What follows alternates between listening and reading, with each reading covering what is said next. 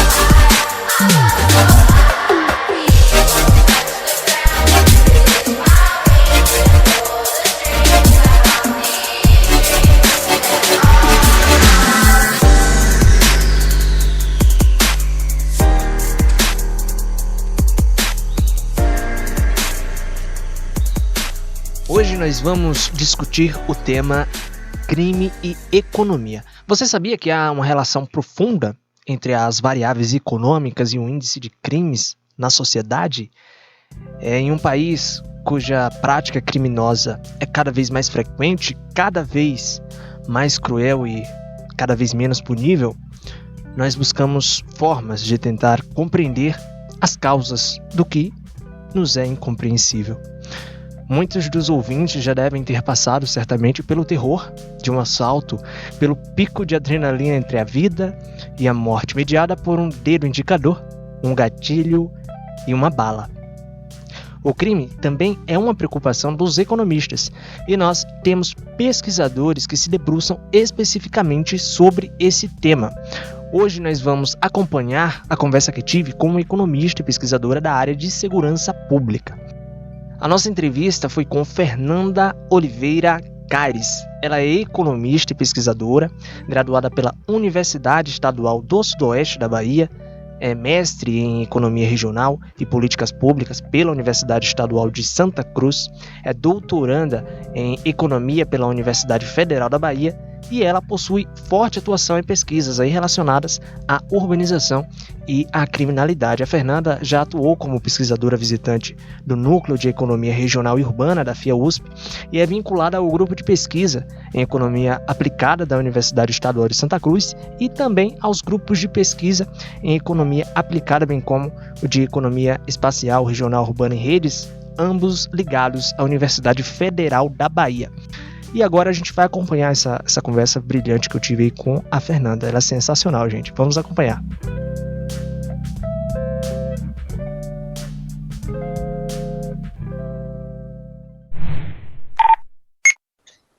Bom, Fernanda, na academia econômica, né, a gente conhece uma teoria que associa a criminalidade à economia. Mas a sociedade, em geral, ela não conhece muito bem isso. E é isso que a gente queria apresentar aqui para os nossos ouvintes. Então, eu queria perguntar a você em que consiste a aplicação dessa teoria econômica, né, para compreender a ocorrência da criminalidade. Perfeito. A literatura de economia indica que a decisão do indivíduo pela prática criminosa considera um trade-off custo-benefício, e que a escolha individual do agente criminoso se dá num contexto de incerteza, onde são calculados possíveis custos e possíveis benefícios da ação. Por essa razão, de acordo com a teoria de Beck, que é a principal referência no assunto, um modelo ótimo de combate ao crime deveria considerar o número de crimes praticados e o custo financeiro destes crimes do ponto de vista da sociedade, do mesmo modo que precisa considerar a quantidade de punições, de prisões e de condenações, além de todo o custo com o aparato judicial e estatal. Assim, ceteris paribus, ou tudo mais constante, um aumento na probabilidade de punição e de condenação reduziria substancialmente o potencial número de crimes. Sob este aspecto, Beck sugere que uma forma de inibir o agente que pratica crimes econômicos é através de políticas que elevem os custos do agente criminoso. Aqui, os investimentos em inteligência policial são fundamentais. Isso pode ocorrer de duas formas: através de medidas preventivas ou por meio de medidas punitivas. E aqui tem uma diferenciação que é muito importante. As medidas preventivas estariam mais relacionadas à criação de oportunidades nos mercados de educação, de qualificação e mesmo no mercado de trabalho formal, por exemplo, para aqueles indivíduos que praticam esses crimes exclusivamente porque não se adequam às condições do mercado de trabalho formal e têm na prática de crimes econômicos a única forma de obter renda. Por outro lado, nós temos as medidas punitivas, que, apesar de também poderem ser aplicadas ao contexto desses indivíduos que não têm oportunidades, elas têm uma relação muito maior e de maior proximidade com aqueles indivíduos que já possuem, denotadamente, adequadas condições de renda e que, portanto, não precisariam praticar crimes econômicos. Tem uma relação muito próxima com os crimes do colarinho branco. Portanto, condenar e punir esses agentes de modo eficaz evidenciaria para outros indivíduos propensos a praticarem crimes econômicos que o custo de oportunidade de se cometer crimes ele seria elevado e que, portanto, não deveriam cometê-lo. Então, em resumo, o agente que pratica crimes busca a maximização de sua utilidade. Desta forma, o aumento do custo de oportunidade de se cometê-los funcionaria, inevitavelmente, como uma medida de desincentivo à prática criminosa. Por tudo isso, as evidências têm sinalizado fortemente que o poder de coesão entre comunidades, adequadas condições de infraestrutura urbana e de oportunidades, principalmente, e a maior presença do Estado, minimizam as chances de opção pela prática criminosa e diferenciam definitivamente as regiões mais desenvolvidas e seguras daquelas em que a criminalidade e a violência são latentes. Perfeito. Agora, Fernanda, eu pergunto a você quais são os tipos de crime pesquisados no âmbito dessa teoria, porque há uma diferença, né, na definição de crime econômico, tanto na perspectiva do direito, como dos economistas, pesquisadores da área, né? E eu pergunto a você em que consiste essa distinção. Perfeito, Leone. Conforme o próprio nome sugere, a teoria econômica do crime se dedica a estudar os crimes econômicos. De todo modo, há sub-áreas dentro de economia que possibilitam estudos de temas relativos, especialmente aqueles ligados à criminalidade e à estrutura urbana. Isso ocorre porque, de maneira geral, os eventos estão interconectados. Há uma conexão entre todos os acontecimentos que ocorrem em determinado espaço. Por essa razão, aos economistas, especialmente aos economistas que estudam a relação entre estrutura urbana e crime, como é o meu caso, interessa conhecer quais são os fatores e elementos que corroboram para que os agentes optem pela prática criminosa e, principalmente, quais são as medidas a serem adotadas no enfrentamento à criminalidade. Estas respostas chegam através de diferentes estudos e de modelagens econométricas e espaciais, por exemplo, que analisam exaustivamente os mais diferentes tipos de variáveis socioeconômicas, considerando as particularidades regionais e políticas. Assim, todas as inferências, elas são respaldadas cientificamente. E é justamente isso que dá a nós, pesquisadores, condições de sugerir e dialogar com os policy makers acerca destes assuntos. Em relação à definição de crime econômico, na perspectiva do direito e da economia, trata-se de um mesmo objeto de estudo, mas que contém particularidades relacionadas aos interesses de pesquisa, fundamentalmente. Assim, apenas para ilustrar, nós podemos pensar no caso dos crimes do colarinho branco, que podem ser analisados sob a ótica do direito, a partir de elementos relacionados à legislação, por exemplo, enquanto que do ponto de vista econômico, as análises elas se dão no âmbito do custo de oportunidade. Então, no movimento vis-à-vis, estas ciências se complementam e não concorrem entre si.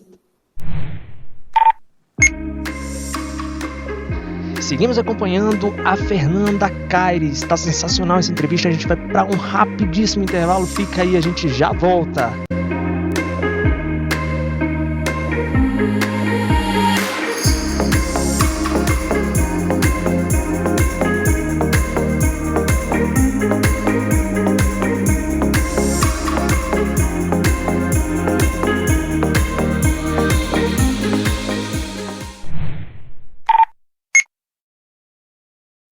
Voltamos do nosso intervalo. Que satisfação imensurável, ouvinte, ter você aqui conosco. A sua audiência é imprescindível para nós do Econopapo. Vamos continuar acompanhando a entrevista com a Fernanda Caires. Vamos lá.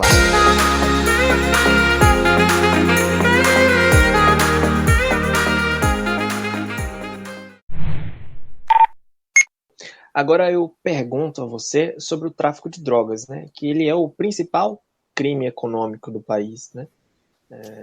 Diante da teoria econômica do crime. Então, quais as variáveis, Fernanda, que estão relacionadas a isso, né? E qual a relação mutual com as áreas que concentram uma intensa vulnerabilidade social? Perfeito. Este é um tema, Leone, de grande relevância e também bastante delicado, pois envolve aspectos econômicos, sociais, de violência urbana, de vulnerabilidade social e principalmente de poder. Além disso, o tráfico de drogas tem se espalhado por todo o território, atingindo até mesmo áreas mais remotas, como é o caso das pequenas cidades. Inevitavelmente, as questões mencionadas ao longo dessa nossa conversa, relacionadas aos custos de oportunidade especificamente, ajudam a explicar o problema. De todo modo, a primeira questão a se considerar é que trata-se de um tema complexo e, em alguma medida, é um problema estrutural, não tem jeito. Por isso mesmo, não é possível atribuir a governos isoladamente a responsabilidade pelo caos social ou pela inefetividade de medidas de enfrentamento ao problema. Nesse sentido, eu penso, há 4 grandes questões a se analisar. Primeiro, a demanda ou o consumo só existe porque há oferta, tendo a mesma validade o raciocínio contrário.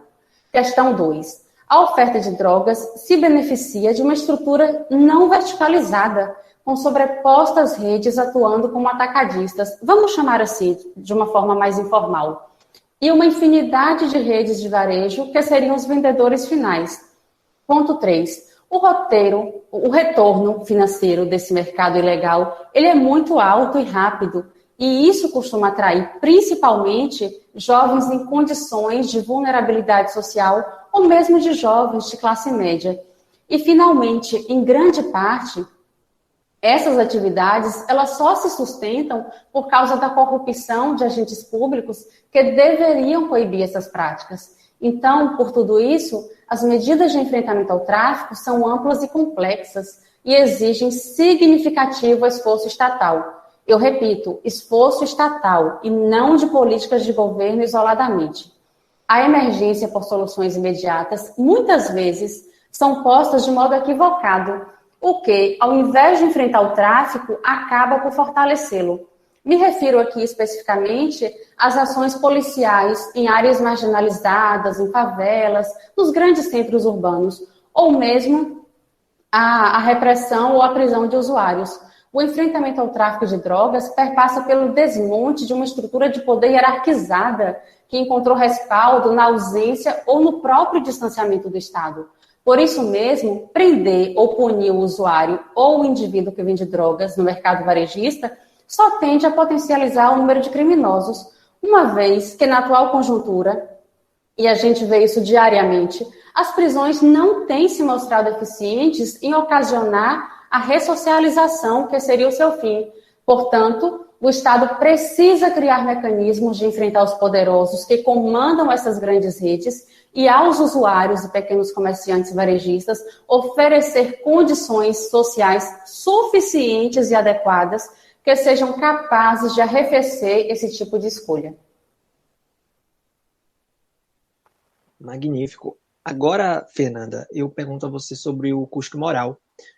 De que forma, né, esse custo moral ele é decisivo na tomada de decisão do indivíduo, né, sobre cometer ou não o crime, Sim. porque há indivíduos com essa variável que é igualada a zero. Perfeito. Primeiro, Leone, a gente tem que fazer uma definição bem clara do que é moral e do que é legal. Nós, muitas vezes, costumamos misturar esses dois conceitos e são coisas totalmente diferentes.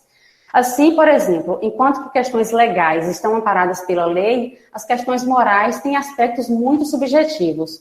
Dessa forma, o que é moral para mim pode não ser moral para você. Por exemplo, a lei assegura que a falta de pagamento de aluguel é motivo para ação de despejo e que o proprietário do imóvel poderia fazê-lo se assim ocorresse. Contudo, quando nós pensamos num contexto no qual a falta de pagamento ocorreu por uma situação extrema de vulnerabilidade econômica e social por parte do inquilino, e estando o proprietário do imóvel numa situação qual fosse possível aguardar um pouco mais pelo pagamento do aluguel, a continuidade da ordem de despejo seria um ato moral? Pois bem, a resposta depende daquilo que cada um de nós define como moral. Então, de igual modo, essa análise pode ser feita em relação aos indivíduos que cometem crimes. De que tipo de crimes nós estamos falando? Econômicos ou contra a vida? Se econômicos, de que modo esses crimes podem ceifar vidas?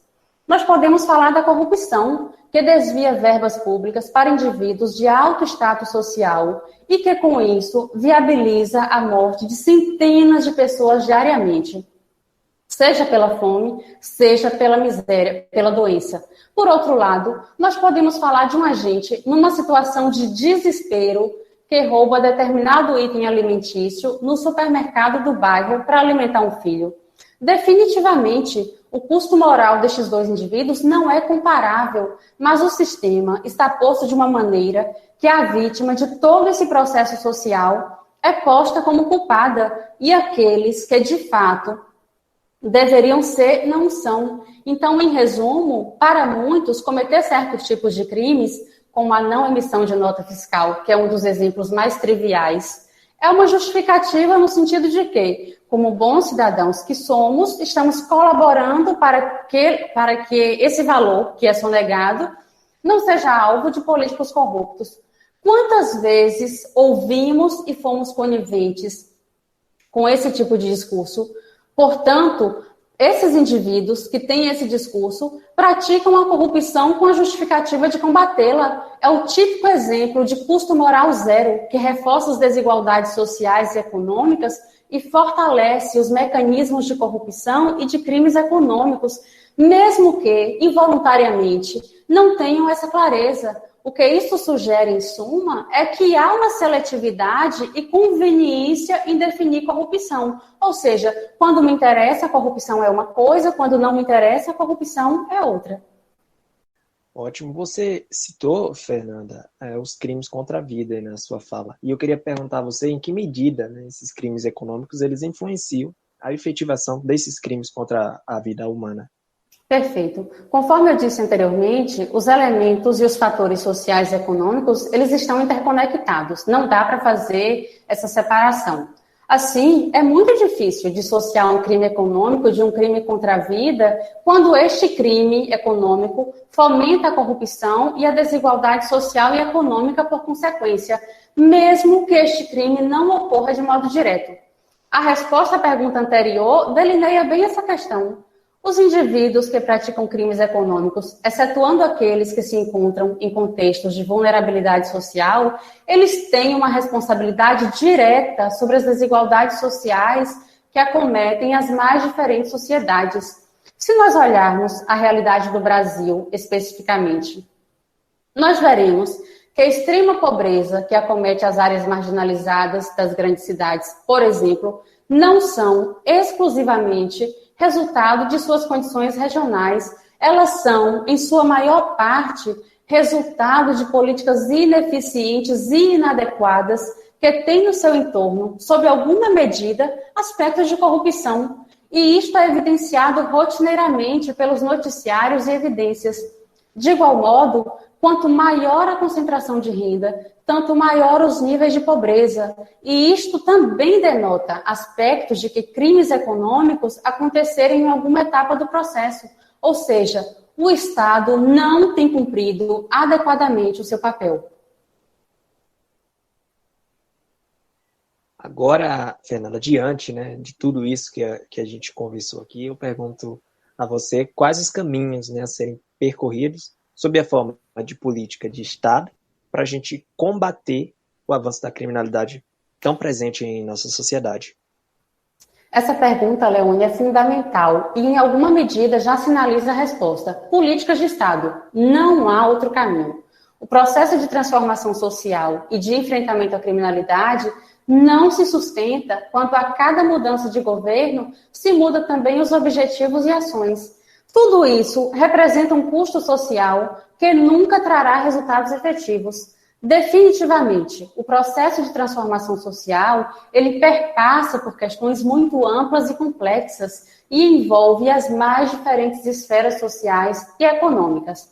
Primordialmente, exige conhecimento acerca das particularidades regionais. Não dá para se fazer política pública se eu não conheço a particularidade da região sobre a qual eu estou tratando. Além disso, requer enfrentamento. E enfrentamento às desigualdades socioeconômicas. De maneira geral, as sociedades mais violentas são também as mais desiguais, justamente porque a criminalidade se aproveita de uma estrutura de poder na qual o contexto social é bastante fragilizado. E isso robustece a prática de crimes, especialmente de crimes econômicos. Finalmente, é urgente enfrentar quem de fato precisa ser enfrentado. O que eu quero dizer com isso é que não são os combates policiais nas favelas e nas áreas marginalizadas que ocasionarão segurança pública, tampouco a repressão a usuários ou pequenos comerciantes de entorpecentes, que só gera mais violência. Quando isso ocorre, o Estado coloca em uma situação de vulnerabilidade tanto os moradores quanto os próprios agentes do Estado, no caso, os policiais. E sob essa ótica, todos se tornam vítimas de um sistema violento e desigual. Por tudo isso, é necessário e é urgente investir em inteligência policial em detrimento da força e dar aos agentes policiais condições dignas de trabalho. Em suma, portanto, o enfrentamento ao crime tem a ver com o enfrentamento às desigualdades sociais, através da geração de oportunidades, de acesso aos sistemas de saúde, de educação, de qualificação, de emprego e, finalmente, de renda digna. Não é e nunca será através de políticas armamentistas, que, de modo equivocado, são apresentadas à população como a solução do problema. Quando o Estado defende uma política armamentista como medida de segurança pública, ele retira de si a responsabilidade e a transfere para a população. Isso não funcionou e não funciona em nenhuma parte do mundo. Ao contrário, tais medidas só perpetuam os crimes contra a vida, sob vários aspectos. Fome, miséria, violência e, principalmente, tudo isso sobre as populações mais vulneráveis. O que nós precisamos é de dignidade, de educação, de justiça social e de oportunidades. Nada mais. Que bom. Muito obrigado, Fernanda, pela sua participação sensacional aqui no nosso Econopapo. A gente fica muito feliz e honrado com a sua presença. Muito obrigada, Leone. Foi um prazer.